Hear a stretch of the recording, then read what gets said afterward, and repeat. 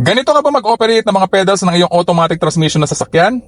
Naku po, then you're an accident waiting to happen. So panatilihin mo ang iyong kaliwang paa dito sa farthest left sa kanyang resting position at ang kanang paa lamang po ang gagamitin natin sa pag-operate ng mga pedals ng ating automatic transmission. Gamitin mo ang heel and toe method. Yung heel ng iyong paa, ito yung heel at ito yung toe. So yung heel ng iyong paa, ilapat mo yan sa mating iyong sasakyan, itapat mo yan sa iyong preno, at ipapaling mo lamang yan, seesaw method, papunta sa accelerator pedal ng iyong automatic transmission.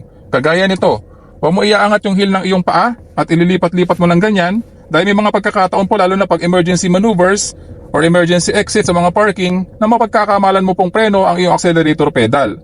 So it's a good practice na nakadiretso lamang ang iyong paa, kanang paa sa brake pedal at mas maia-apply mo ng mas maayos yung force na kayang i-apply ng iyong kanang paa sa brake pedal lamang. Dahil ang pag-apply po ng accelerator pedal ay kaunting force lamang po ang nangangailangan dyan. At tinatap-tap lamang po natin yan, kagaya nito, para po maging smooth ang transmission ng power ng engine papunta sa wheels ng ating sasakyan.